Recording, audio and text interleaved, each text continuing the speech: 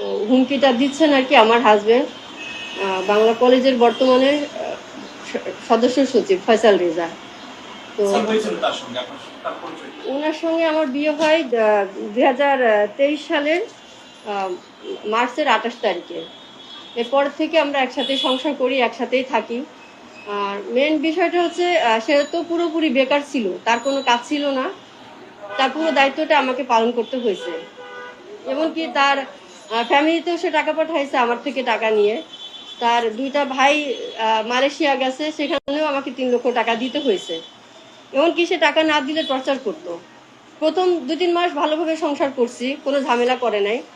এরপরের থেকে তার চাহিদা শুধু টাকাই চলে গেছে আমার, সে শুধু টাকাটাই চেয়ে গেছে যে আমার টাকা লাগবে, এই পারপাস ওই পারপাস। তার মাকে পাঠাইতে হবে, তার মা সুদের থেকে টাকা ঋণ করছে, সে ঋণ আমাকে শোধ করতে হবে। তারপরে সে তো বলতো যে তা রাজনীতি করতে, এটা আমি জানতামই না, পরে জানতে পারছি।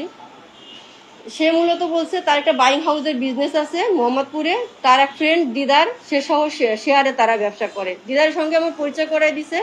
এমনকি বিয়ের পরে আমরা কক্সবাজার গেছি, দিদারও আমার সাথে গেছে, সে দিদারকে ছাড়া কোথাও যায় না। সেখানে যেও তারা প্রুভ করছে যে তাদেরই বিজনেস, তাদের সবকিছু, সেখানেও কিছু টাকা সে আমার থেকে নিচ্ছে দিদারকে বিজনেস পারপাসে। তো মূলত আসলে আমি তো একাই ছিলাম, তো বিয়ে তো মানুষ করে সংসার করার জন্য, তাই না? একজন হাজবেন্ডকে বিশ্বাস করে আস্থা রেখে তো সংসারটা করার জন্য মূলত বিয়েটা করা। কিন্তু সে তো আসছে তার খারাপ উদ্দেশ্য নিয়ে, আমি এটা বুঝিনি। সে রাজনীতি করতো, আমি এটা জানতাম না, আমার কাছে এটাও সে গোপন করছে এবং পুরোটাই মিথ্যা বলে গেছে। আর তা তো আসলে কোনো ইনকামই ছিল না। তা সে যে একটা বাসা ভাড়া দিবে 500 টাকা, এই অ্যাবিলিটি তার নেই। তার খাবে যে সেই খাওয়ার টাকাটা তার নেই। কয়দিন তার বোনের বাসায় যেয়ে থাকে, বোনের হাজবেন্ড বাসা থেকে বের করে দেয়। সুমাইয়া তার বোনের নাম, বোনের হাজবেন্ড হচ্ছে যা হোক, হাজবেন্ডের নামটা ভুলে গেছি। ওখান থেকে বের করে দেয়, আবার আমার কাছে আসে। তো টাকা না দিলে সে আমার উপর মারধর করে। এই আবার যখন টাকা দেয়, স্বাভাবিক হয়ে যায়, আমার বাসা থেকে চলে যায়, আবার এদিক ওদিক থাকে, মানে পুরাটা চালাকি করা শুরু করে আমার সাথে। তো একটা পর্যায়ে সে একবারে দূরত্ব মেনটেন করে, সে আমার সাথে সংসার করবেই না। এবং টাকা পয়সা যা নিছে সব অস্বীকার করে যে আমি কোনো টাকা পয়সা নিইনি। সে আমার থেকে ক্যাশ তো নিছে, সে আমার আলমারির লকার ভেঙে আমার গোল্ড চুরি করছে। আমি যেহেতু রিয়েল এস্টেট কোম্পানিতে জব করি, মার্কেটিং ডিপার্টমেন্টে আছি, সেখানে আমার কোম্পানি 5 লক্ষ টাকা ছিল, সেটাও সে চুরি করে। সে টাকাটা সে চুরি করে আমার ঘরের থেকে পালায় যায়, নিয়ে চলে যায়, এবং ভোর রাতে সেই কাজটা করে। এবং আমার কাছে প্রত্যেকটা কথার ডকুমেন্টস আছে, কল রেকর্ড আছে তার, আমি প্রত্যেকটা কথা প্রমাণ দিতে পারবো। সেইভাবে করে দিয়ে যায়। আমি যখন আর পারি না অত্যাচার সহ্য করতে, তখন তার এলাকার রাজনৈতিক কিছু বড় ভাই ব্রাদার যাদেরকে আমি চিনতাম তার গ্রামের, তাদেরকে আমি ডাকি এবং তারা এসে আমাকে হেল্প করে। হেল্প করলে সে তাদের কাছে আবার প্রতিশ্রুতি দেয় যে না, আমি সংসার করব, আমি ভুল করছি, যা করছি আমি ওর সাথে মিলেমিশে থাকতে চাই, আবার সংসার করতে চাই ওর সাথে। আবার সে আসলো, এসে কয়েকদিন ভালো থাকলো, আবার সে টাকা পয়সা নিয়ে চলে গেল আমার থেকে। মানে টাকা ছাড়া সে কিছুই বুঝে না। ফাইনালি সে গত বছর কুরবানি ঈদে সে আমার কাছে 1 লক্ষ টাকা দাবি করে, লাস্ট কুরবানি ঈদে, যে আমাকে 1 লক্ষ টাকা দাও। আমি ওই মুহূর্তে 1 লক্ষ টাকা কোথেকে দিব? সবসময় তো টাকা থাকে না ভাইয়া। আমি যে টাকাগুলো ইনকাম করছি, জমা করছি, তার সব কিন্তু সে নিয়ে গেছে, একেবারে আমাকে নিঃস্ব করে দিচ্ছে সে। মানে আমি যখন ঘর ভাড়া দিয়ে থাকবো, আমার এই অ্যাবিলিটিটা এখন নাই, সিচুয়েশনটা এই পর্যায়ে গেছে। তো আমি টাকাগুলো দিতে পারি নাই। 1 সপ্তাহ সে আমাকে অনেক টর্চার করছে, মারধর করছে। পরবর্তীতে আমি তাকে 50 লক্ষ টাকা অ্যারেঞ্জ করে দেই। সে 50,000, সরি, 50,000 টাকা অ্যারেঞ্জ করে দেই কুরবানি ঈদে। ওই টাকা দেওয়ার পরে সে আবার আমাকে বলে যে আমার ঈদের শপিং লাগবে, আমার ঈদের শপিং করে দাও। আবারও সে 25,000 টাকা নিয়ে বসুন্ধরা যায় শপিং করতে। শপিং করে সে ওই টাকা নিয়ে ঈদে বাড়ি গেল। বাড়ি যাওয়ার ঈদের পরের দিনে আমার তার গ্রাম থেকে ফোন আসলো, একটা মেয়ে ফোন দিয়ে বলতেছে, আপনি কি শিখা বলতেছেন, ফয়সাল রেজার ওয়াইফ? আমি বললাম হ্যাঁ। বলতেছে, আপু ফয়সাল রেজাকে আসলে আপনাকে বিয়ে করছে? হ্যাঁ, কেন? বিয়ে তো অবশ্যই করছি, সে আমার হাজবেন্ড না। বলতেছে, সে তো আমার বান্ধবীকে বিয়ে করার জন্য আসছে, তার ফ্যামিলি ইয়ের থেকে সে বিয়ে করতে আসছে। তো আমরা এই ব্যাপারে খোঁজ খবর নিতে, আপনার কথা যেহেতু তাদের গ্রামে সবাই জানে, তার গ্রামের চেয়ারম্যান মেম্বার যারা আছে মূলত সবাই আমার বিষয়টা জানে, তাদের থেকে আমার ফোন নাম্বার তারা কালেক্ট করেছে, যার সত্যতা নিশ্চিত করে তারা আর বিয়েটা করে নাই। তো আমি ফয়সাল রেজাকে ফোন দেই যে তুমি বিয়ে করতে বাড়ি গেছো আমার টাকা নিয়ে, এটা কোন ধরনের বিহেভিয়ার আমার সাথে করতেছো তুমি? তো সেই ঈদের 4-5 দিন পরে ঢাকায় চলে আসে। চলে আসার পরে আমি এক পর্যায়ে আমার মামাকে ডাকি যে মামা আমার সাথে এত খারাপ বিহেভ করতেছে, একটু আসেন। তো মামা আসার পরে সে মামার সামনে আমাকে মারধর করে, অনেক মারধর করে। মামা যখন জিজ্ঞেস করছে আর মামাকে উল্টাপাল্টা বলছে, বলার পরে সে আমাকে মারধর করছে। তো মামা তাকে আস্তে করে আমার বাসা থেকে বের করে দিছে যে আপাতত এখানে থেকো না, এক বাসা তোমাদের রেখে আমি যাইতে পারবো না, চলে যাও, তুমি আপাতত দূরে থাকো, বাবা যদি ঠান্ডা হয় মীমাংসা হয় তখন আইসো। তো আসা ওইভাবে সে মামা ওকে নিয়ে গেল রাতের বেলা। নিয়ে যাওয়ার পরে সে কিছুদিন থাকার পরে আর কি, বাইরে থাকার পরে তো মূলত তখনও যোগাযোগ ছিল আমার সাথে, যোগাযোগ করতো, বাসায় আসতে গেছে। যখন কিনা এই পর্যায়ে থেকে আগস্টের 5 তারিখ আসলো, 5 তারিখে যখন গভর্নমেন্ট চেঞ্জ হলো তখন তার পুরো চেহারাটা আমার সামনে চলে আসছে। 5 তারিখের দিন সকালবেলায় সে আমার থেকে টাকা নিছে, তা তো বাইরে আসার টাকা নেই। সকালবেলা সে আমার থেকে টাকা নিয়ে বাইরে আসছে, সে মিরপুর যাবে, আমার থেকে টাকা 2000 টাকা নিয়ে সে মিরপুর আসছে খরচ হিসাবে। বিকেলবেলা হইতে না হইতে সে আমাকে আর চিনে না, কোনোভাবে সে আমাকে চিনতেছে না। ফোন দিলে গালিগালাজ করতেছে অকথ্য ভাষায়। সে ততক্ষণে মিরপুর গেছে, বাংলা কলেজে গেছে, কলেজে হলটল দখল করতেছে। মানে সে এখন নেতা হয়ে গেছে আর কি, এরকম একটা। সে আসলে বাংলা কলেজের তখন ছিল সাংগঠনিক সম্পাদক, ছাত্র দলের, বাংলা কলেজের ছাত্র দলের সাংগঠনিক সম্পাদক ছিল। আর এখন হচ্ছে সে সদস্য সচিব, বাংলা কলেজের রানিং সদস্য সচিব। তো ওইটা যাওয়ার পরের থেকে সে আমার কাছে খুব খারাপ বিহেভ করে। আর তার আসলে বিভিন্ন বয়সীর মহিলাদের সঙ্গে 55 বছর 60 বছর বয়স, এমিলি নামে একটা মহিলা আছে, খিলগাঁও থাকে, তার ওরকম 45-40 বছর বয়স। সে সমস্ত মহিলাদের তার মানে ওর বিজনেস এটা, বিভিন্ন মহিলাদের সাথে সে সম্পর্ক করবে, তাদের থেকে টাকা পয়সা নিয়ে ও চলবে, ওর আর তো কোনো ইনকাম নেই। আমি যে বিয়ে করছি, আমি তো করছি বিপদে বিয়ে করে, আমি তো এখন সামাজিক মর্যাদা নিয়ে সরতেও পারি না, কিন্তু তার সমস্ত খরচ দিয়েও আমি তাকে আটকায় রাখতে পারি না। টাকা পয়সাও নিবে, তার পকেট খরচ নিবে, তার খাওয়া দাওয়া, তার ডেলি 500-1000 টাকা আমাকে দিতে হয়। রাজনৈতিক হুমকি সে আমাকে দিচ্ছে। এখন সে আমি আসতেছি 5 তারিখের পরের থেকে, যখন গভর্নমেন্ট চেঞ্জ হইলো তো আমাকে মারধর করলো। তো আমি একটা পাইলাম যে সেরকম একটা বয়স্ক মহিলার সাথে তো আগে থেকে রিলেশন, ওই মহিলার বাসায় গেছে, সে বার্থডে করছে, 31 আগস্টের বার্থডে, ওখানে কি বার্থডে করছে, পার্টি টার্টি করছে। তো তখন আমি ফোন দিলাম যে তুমি এগুলি করতেছো, তোমার কারণে তুমি কখনো ভালো হবে না, মানুষ এত খারাপ হয় কি করে। তো সে আমাকে গালিগালাজ করলো, আমি তোর সাথে সংসার করব না বলছি, আবার আমাকে ফোন করিস কেন। তো তখন আমি একটা লিখিত অভিযোগ আমি বিএনপি পার্টি অফিসে নিয়ে আসি, আমার বিয়ের কাবিননামাটা আমার সহ লিখিত অভিযোগ আমি ছাত্রদল কেন্দ্রেতে আর কি, কেন্দ্রে আমি অভিযোগটা করি, মূলত কেন্দ্রে অভিযোগটা করি।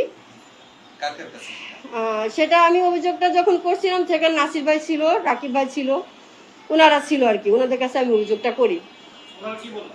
উনার রাকিব ভাই বললো যে আমি এটা খোঁজ নিয়ে আপনাকে জানাচ্ছি। উনি হচ্ছে রাকিব ভাই ছাত্র দলের কেন্দ্রীয় সভাপতি রাকিব ভাই, আর সহ সভাপতি মনে হয় নাসির ভাই, সেক্রেটারি নাসির ভাই, ওনারা ছিলেন, জাহাঙ্গীর ভাই ছিলেন। ওনারা পজিটিভলি নিছেন, ওনারা যথেষ্ট আমাকে হেল্প করেছেন, জানে সিনিয়ররা মেবি জানে। তো আমি যখন বললাম, পরের দিনে ফয়সাল রেজা আমার হাজব্যান্ড আমার মামাকে ফোন দিয়ে বললো যে মামা আপনার ভাগ্নি আমার অফিসে, বিএনপি অফিসে যে আমার দলের ছাত্র দলের সভাপতির কাছে কমপ্লেন করছে, আমি আপনার মেয়েকে যেখানে পাবো টুকরো টুকরো করে কেটে ওর লাশটা আমি কুকুর দিয়ে খাওয়াবো, আপনি আপনার মেয়ের লাশটা রিসিভ করার জন্য রেডি থাকেন। তো তখন মামা বলতেছে তুমি অফিস থেকে বের হয়ে যাও। আমি আসলে বের হইনি, আমি ভাবছি যে হয়তো আসবে না, এমনি বলতেছে। এর 1 ঘন্টা পরেই ও 10-12 জন গুন্ডা পান্ডা নিয়ে আমার অফিসে আসছে, আমাকে অ্যাটাক করছে। তারপরে আমি অফিস থেকে, যেহেতু আমি একজন সিনিয়র কর্মকর্তা, আমার একটা প্রেস্টিজ আছে, আমি অফিস থেকে বের হয়ে আসছি। ওর সামনে এসে আমাকে 4-5টা বাইক নিয়ে আমাকে রাস্তায় আগলা দিছে, যাইতে দিবে না। তখন আমি রাকিব ভাইকে ফোন দিলাম, এটা হচ্ছে আপনার সেপ্টেম্বরের 4 তারিখে, 24শে সেপ্টেম্বরের 4 তারিখে। তো আমি ফোন দিলে রাকিব ভাই কথা বলে যে তোকে না আমি মানা করছি, ওটা ঝামেলা করবি না, কেন করতে গেছিস। রাকিব ভাই সবসময় পজিটিভলি আমার বিষয়টা নিছেন, উনি যথেষ্ট হেল্প করছেন আমাকে। তো তারপরেও হুমকি টামকি দিয়ে চলে গেছে, এই পর্যায়ে আছে। তো ও সব সময় আমাকে বলে যে আমাকে ডিভোর্স দিতে বলে, আমি ওর তাকে ডিভোর্স দিয়ে দিব, না হলে আমাকে মানে মারার হুমকি সবসময় জন্য, শুধু হুমকি দিয়ে সে থামে নাই, সে কিন্তু আমাকে কয়েকবার অ্যাটেম্প নিছে খুন করার জন্য। তার সাথে কিছু ছেলে পেলে থাকে, তার ছোট ভাই বলে রাজনৈতিক ভাষায়, ওরা আমাকে ফোনে অকথ্য ভাষায় গালিগালাজ করছে। এবং এই ছেলেগুলো প্রত্যেকটা আমাকে যতবার আক্রমণ করছে, এই ছেলেগুলোই আমার ওর সাথে আছে এবং আমার বাসায়ও গেছে, আমার বাসায় গেছে, আমাকে অ্যাটাক করছে। তখন কিন্তু আমি সিসিটিভি ফুটেজটা রেখে দিছি যে কে কে আমার বাসায় গেছে। সেদিন অনেক মারধর করছে, যে যখন ওর রাজনৈতিক পদটা যেদিন ঘোষণা হবে, এর আগেও ডিভোর্স দিয়ে ফেলছে, আমি জানি না, গোপনে ডিভোর্স দিছে। ডিভোর্স দেওয়ার পরে আবার 1 মাস পরে সে নিজে ডিভোর্সটা উইথড্র করছে। আমি জানি না, আমার কাছে কাগজটা আসে না, আমি পাই নাই। এই যে আমার কাছে ডকুমেন্টসগুলি আছে। সে 1 মাস পরে, ডিভোর্সের 1 মাস পরে সে ডিভোর্সটা সে নিজে উইথড্র করছে। উইথড্র করে সে পরবর্তীতে হয়তোবা যে আমার এটা নিয়ে ঘটনাটা বাংলা কলেজে অনেক আন্দোলন হয়েছে তার বিরুদ্ধে, যে সে তো বিবাহিত, সে ছাত্র দলে কিভাবে নেতৃত্ব দিতে পারে, সে তো পারে না এটা করতে। তার এগেনিস্টে যারা আছে তারা এটা করছে।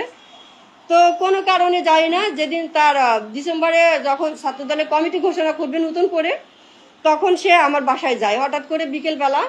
আমার অফিসে গেছে, অফিসে পায় নাই, তো আমার বাসায় গেছে ওইগুলোর সাথে নিয়ে, যেগুলো যারা ওর সাথে থাকে, আমি চাইলে নাম বলতে পারি যদি চান, বা ফোন কল রেকর্ড আমি দিতে পারি সবাইকে, যে কে কে আমাকে কত ধরনের বাজে বাজে হুমকি দিছে, মেরে ফেলার হুমকি দিছে।